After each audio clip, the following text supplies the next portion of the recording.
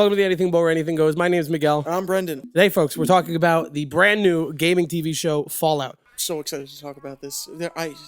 It's been so long. It's been so long since I went in not expecting greatness. Yeah. Make sure to like, comment, and subscribe. So let's start with the background, right? Tell me a little bit about your background, because my assumption is you're a diehard Fallout fan.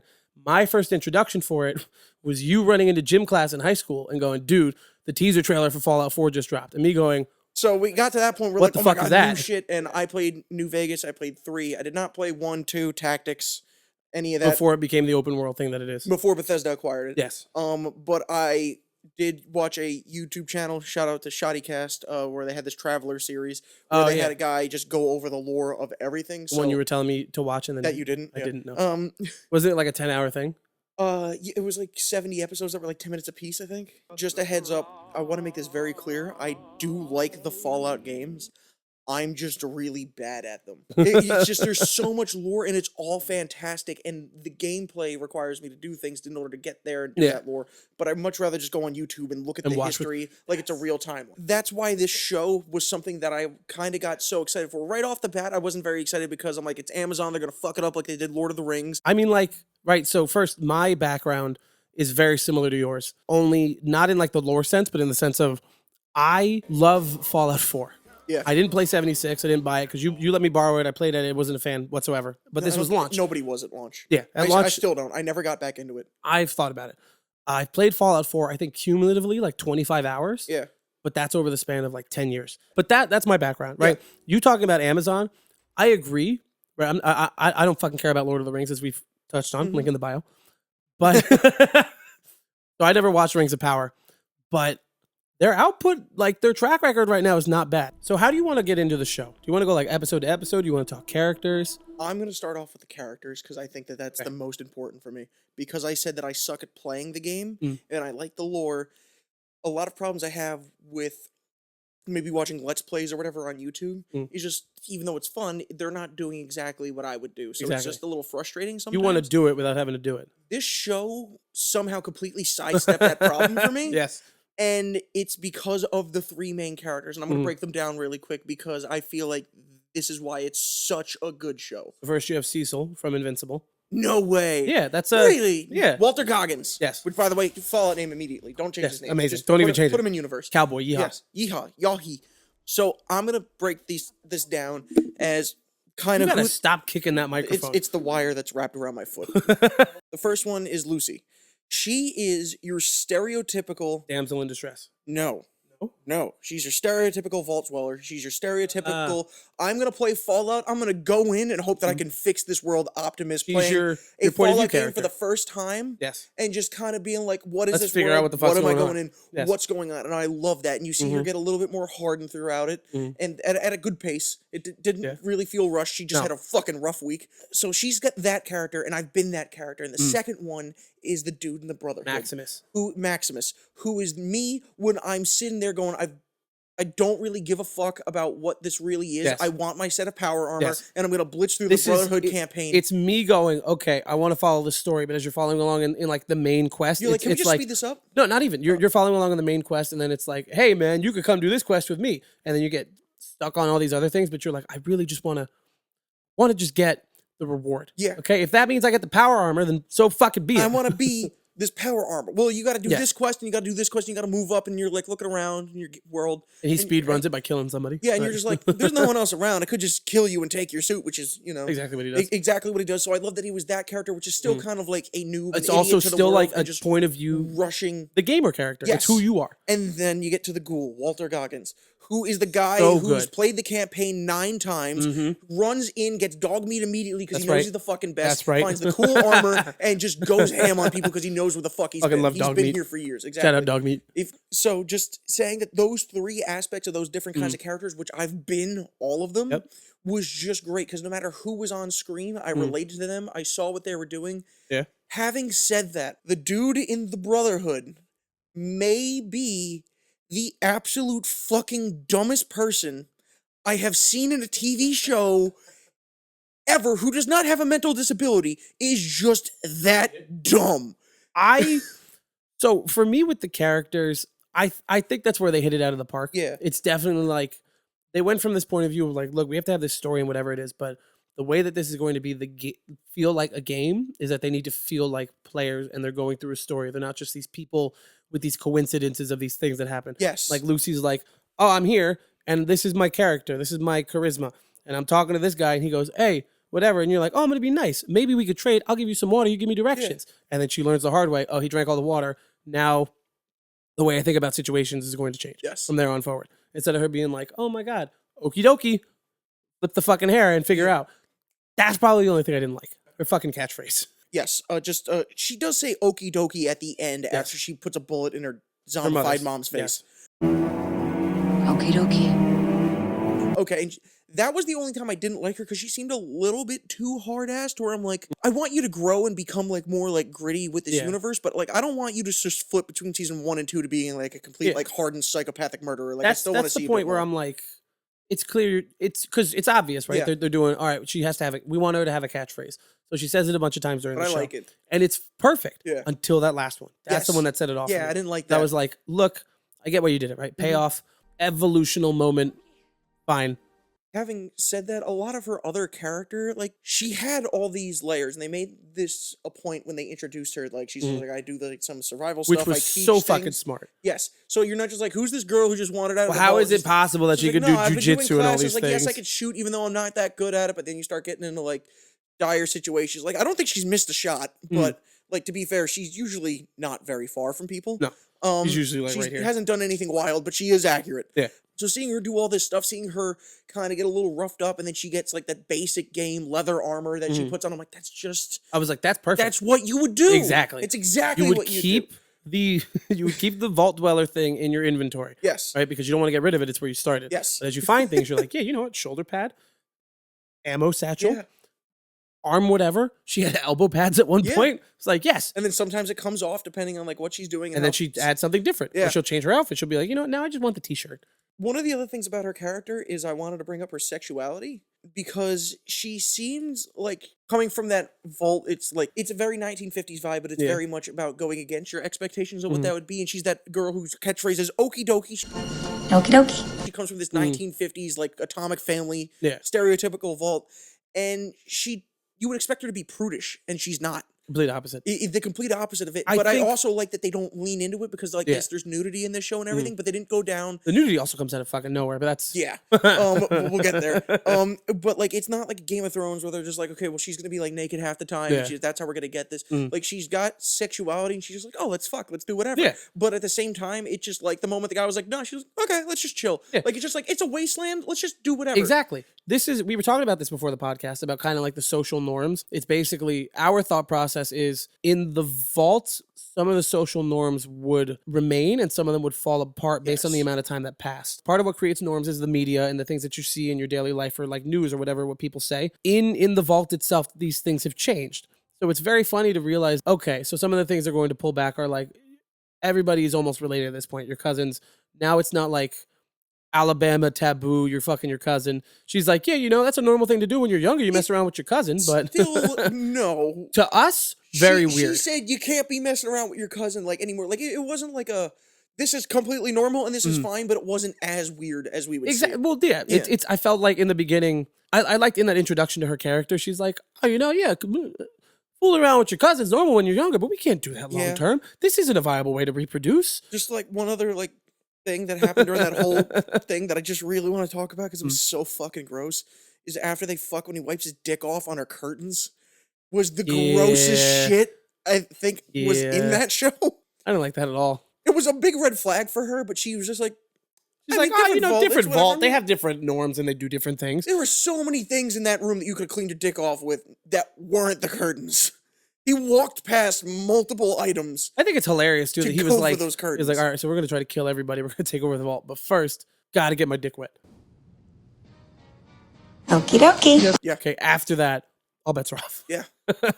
And dude, speaking of that, right from there, the violence in this show, great, out of left field, right? Not for me. No, I'm saying very good. Not what I was expecting. That's what I'm saying. I was kind of expecting it along that route. But it's also just like the show feels like a normal streaming action TV show. It's grounded. A lot of it feels very grounded. Like, but then it's also like, oh, he stabbed me. Now I'm gonna take this. I'm gonna cut his neck or his face. And you're like, all right, that makes sense.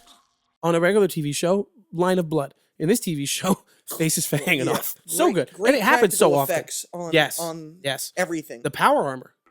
Looks amazing. Beautiful. I'm sure it's not made of metal and it doesn't sound like that. No, But it obviously. looks so good. So good. Oh my God. And the movement on it and everything, it's like a Accurate. clunky, weird fucking thing. And it is how it is. And I remember one point he jumps, and I'm like, that dude was clearly on a wire or they animated that. But at the same time, like, there's no way of you doing that and it looking kind of normal. Because if he did it too easy, he'd be like, that suit's too heavy to do that. If they did it the way they did, I'm like, he looked like he floated a little bit there, but at the same time, he's definitely has got to like float a little bit. hydraulics or something. Exactly, in his leg. yeah. So, like, I mean, if he could chuck things like a football field, I'm sure jumping, fine. So let's talk episode 1 then. the opening shot. Dude, they wasted no fucking time, right? No. It's clear in the beginning. They're like, all right, so he's showing her how to do the thumb thing with the nuclear, whatever. Yeah. And you're like, all right, so Fallout, that's going to happen. It's going to be a callback thing. You know, he's going to tell her about it. End of the episode at the finale, they're going to go, oh my God. And then the episode cuts. Minute and a half later. She's like, Dad? And you're like, there's no way. So, that quickly?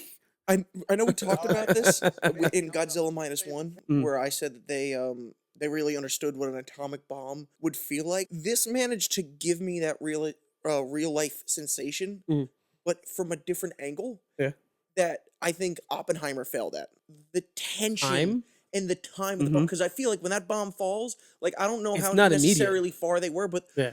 you see it happen and you see the fear in their eyes, and me watching it when I was seeing it go down had like an uncomfortable pit in my stomach. Yeah. To where I'm like, this is genuinely like This feels like a real this nuclear feels- bomb. And I'm like, this is horrifying. This is how I imagine, because we live in New Jersey. Like I can easily picture a bomb falling on New York and us being far enough away to where that exact thing would happen, to where you would see it and then feel it. Yeah. And it's just It's just so funny because you bring up Godzilla -1. How you now you have these two perspectives, right? Yeah. If you're right there, it's a shot. It's the hit. It's the immediate smoke and the explosion as Yeah. it's happening. Versus there, you see it and you see the wind start to move and they're all frozen. They're like, "Is this really happening?" And the wind is like a smack in the face, and you're like, "Oh shit, that's just wind." The fucking nuke is coming towards us now. Yeah. It's time to run, it's just that whole scene sets up that dude. And then I love the lifestyle. the animalistic nature of human beings right there. They showed perfectly. Of how they're like, all right, this guy's rich. This guy has a vault or like a small cellar right beneath his house. The party's ending. Everyone's freaking out. He's going down there. And this is his buddy that he was talking shit with before. He's like, all right, everybody down to the vault. He's like, dude, let us in there. It's just the two of us. He's like, no. Yeah. He's like, there's a bomb. Go fuck yourself. He's like, no, please. And he hits him with a right hook. Yeah. He's like, I don't give a fuck who you are. Yeah. Get out of my way. That I liked a lot. I liked a lot of the lore that they built upon. You know, from games, and then they kind of like changed a little bit. They did whatever. It's a Fallout game, so it's a whole bunch of different factions. You're always in a different location. It's always similar, but just different enough to where you're just like, okay, that's new. So I like that they were able to build upon that, but I also like that they combined universes, because the way that I originally saw this in like the first 2 episodes, which I also have to talk about, and then the ending, the final shot of the show in order to talk about this. So once again, heavy spoiler. I saw this more as a New Vegas sequel than 100% its own thing, because New Vegas wasn't created by Bethesda. It was created by Obsidian, and they probably didn't want to feel like outsourcing that against. They're kind of in competition now with a bunch of their games.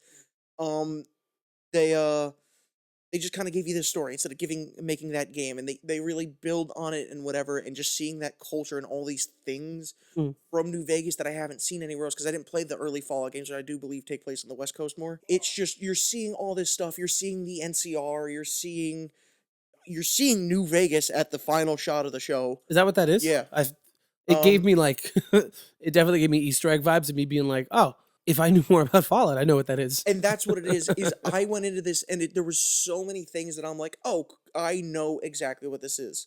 I am a fan of the show. I love all these things. I know what all this stuff is. But at the beginning there, when they're in the vault and they're fighting, you see this guy take a hit of an inhaler, and if you don't play Fallout, you're like, You have no idea what that is. That dude's got asthma. No, he's just doing hard fucking drugs. That's right. And Yeah. he's gonna murder someone. See, as somebody on the outside who doesn't know too much about the show or the games, or not hardcore into the lore, I'm happy that they gave like harder core Easter eggs for people, but also like a little, like he's doing the thing, or they got stim packs, or like I think it's episode 6 or 7 where they have the menu music as the song ending the episode. Yeah. I'm like, why do I know exactly what that sound is? Oh, there's a lot of songs. They start with, I believe, I Don't Want to Set the World on Fire as like the intro song to the show, which is like starting off on the right fucking note, man. Amazing. There was no Take Me Home. And no, but they will. might get there. Well, at the same time, that is more East Coast. Having said that, you played Fallout 4, correct? Yes, not entirely. The airship that the Brotherhood had was the airship in this show Sure. that the Brotherhood had, and they also mentioned the Commonwealth in one of the Yes, early they do. episodes, and the first knight that he takes the armor from is clearly from fucking Boston. So I like that they're bridging the gap with the East and West a little bit here with the Brotherhood, even though it's kind of like They're just trying to take a lot of the aspects of the different games and shove them all into one, but Yeah. they're doing it well and correctly. It's not pandering or forced. It's like, Yeah. oh, so he's going here, so that means he's going to Easter egg from this game and Yeah. from here and fucking whatever. As the show progresses, I think from a story standpoint, stellar. It felt like what the CW would try to achieve, but done correctly, where you have an overarching villain and you have this overarching story that they're working on the whole time. But sometimes, even when it doesn't take place front and center, there's intriguing stories going on around it. Mhm. Like there's good, Yeah. interesting shit that they just happen to get into. And it's because these three characters are so diverse, but also so fucking good. I don't think I liked characters more than these characters.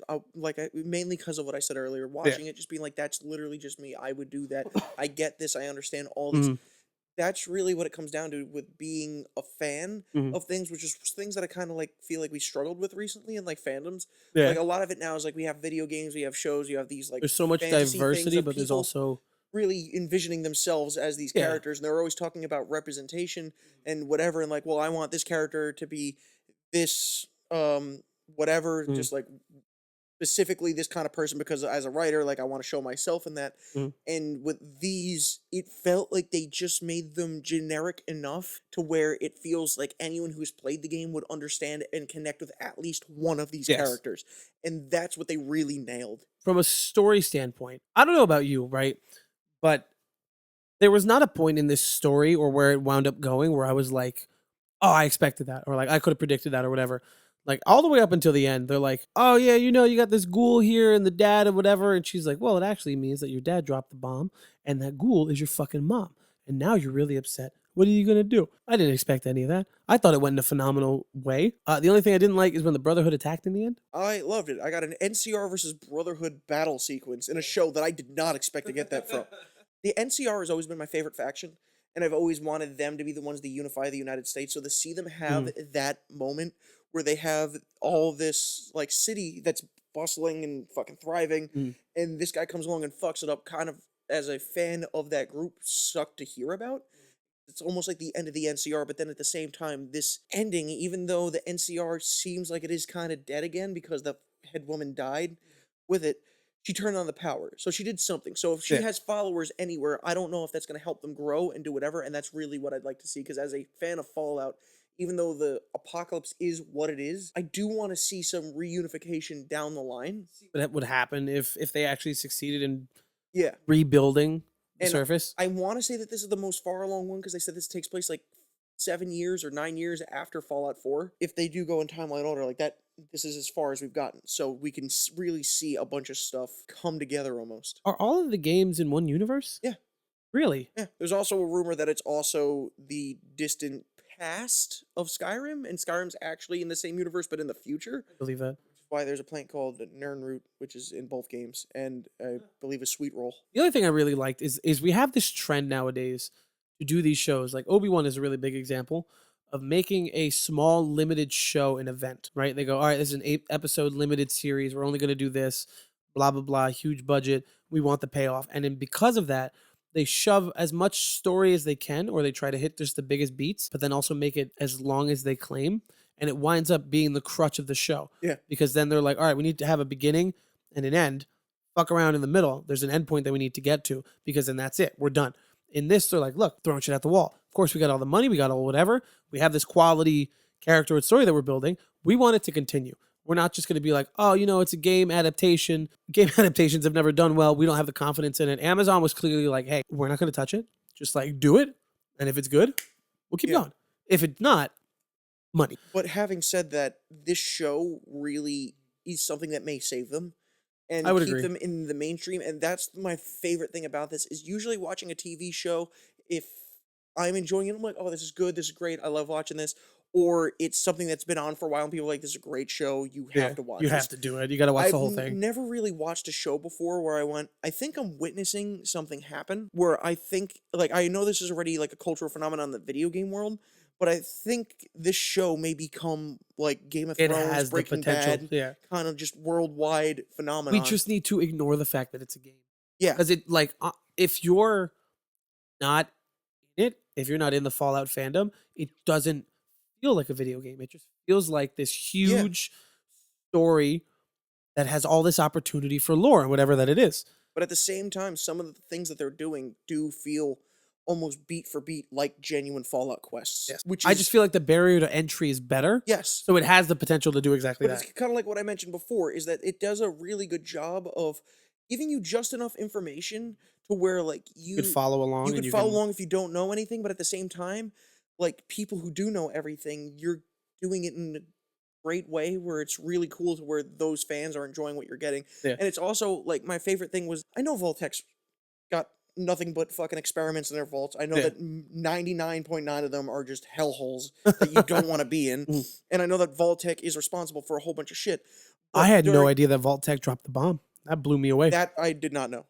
So I had a conversation with Isaiah about this where he thought that the Enclave did it, which you know who the Enclave. Okay. Well, Vault-Tec dropped the bomb twice. I'm not going to get into that, but they said that they had like a patent or whatever for like the end of the world, but like half of it. I think they said like half of like half of the humanity's- patent or half of the end of half humanity? of humanity's survival or something. Like they Oh. said that they sold like half of it to them. So I believe that the Enclave still probably had something to do with it, but then Vault-Tec was the other side of it, and it makes a lot of sense knowing all these things that they're doing. Like it lines up pretty perfectly. So that was a bit of a surprise to me, but a lot of it, them being evil, the experiments doing whatever, I knew that was the case the entire time. But still watching her brother, of Hannah Montana fame, Yes.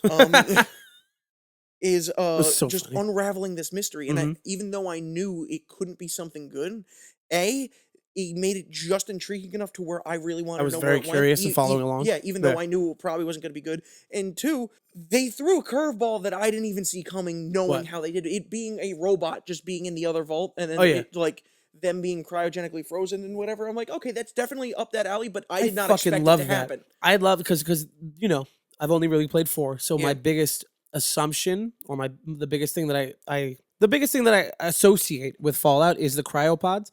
You know, in the beginning of 4, it's the dad and fucking whatever. I love that they didn't do anything with that the entire show until you got to the end, and they were like, "Oh look, everybody's frozen. We're figuring things out. They're thawing out one by one." I was like, "Oh, Easter egg for me." The most out of left field scene was I'm sitting here with Timmy when they're doing the little cult thing and they're all getting Yeah. together. I'm sitting here. I'm like, guys, like, oh, you know, I'm really not a big fan. It gets a little weird for me. I'm like, oh, this is gonna be an orgy. Yeah. It's gonna be like a really weird fuck session. Yeah. And they all go in there and they're just like they're doing they're doing their praises. I was like, oh, just a weird cult. Okay, Yeah. that's fine. They're just like celebrating the dead. And then Timmy's like, no, it's a sacrifice. And then it does a shot of the above the table and the woman's walking up. She's not wearing her vault's gear or anything. I'm like, oh, they're gonna fucking kill someone. Okay, well, a little weird. I can understand why this guy doesn't want to be there. And then immediately naked, Yeah. drinking blood, ashes on their foreheads. I absolutely loved when they all start getting naked and you see Lucy and everything's just like, oh, and then she pulls down her thing a little bit and she just goes, that's enough. And it's just like I'm a part of what's going I'm on. definitely a part of this, but I'm not down for what we're doing. And then they're like, oh, put these on. And she's like, oh yeah, sure, I'll put this on there. And then she's just like, this is dead people. Bathe in in the ashes of our Yeah. fallen. And she's like, I what? just wiped dead guy in my and face. then the one woman is just taking the blood. She's fucking chugging the blood. Yeah. You're like, I also loved that, like, I didn't expect her to lose a finger in the first couple and episodes. they held it. And They held on to it. yeah, and she has a new finger now. Yeah. And then he has her finger. So they like traded fingers kind of in a way. Kind of. And I'd like to see if that goes further or if that's just what I it think is. that's going to be it. And I as just hope they far don't forget. as like effort and continuity goes, like there were a couple shots where like her hand was like really small Yeah. and like wasn't the main focus, but that finger It was was there. still there. Exactly. It That's what I'm was saying. good. There was a lot of shots where it was like just her head and her Yeah. hand would come up. She like fixes her hair. The finger's there. Finger. And I'm like, okay, so you guys clearly thought about this. Yes. You put in effort. Which Whoever's in shows- charge is someone who cares Yeah. and loves the game series and the show. Well, and Todd pays Howard attention. was involved. Well, I'm sure he was involved, but there's Yeah. no way that he's there on set every day going like, no, make sure No. this is there. But as It's far as clear, the writing like- goes, yeah. Yeah, it's clear that the people, like the little fucking caggle of people that are there every day are like, well, to make sure this is happening. and this. Well, what about we already filmed this, so make sure this is there. That kind of shit I liked a lot. This is definitely the greatest show that I have seen in recent memory, and the most excited I have been for something. It's probably the best thing we've reviewed all year. Probably the best thing we reviewed on this channel. I would say this is definitely up there. It's probably number 1, if not number 2. Yeah.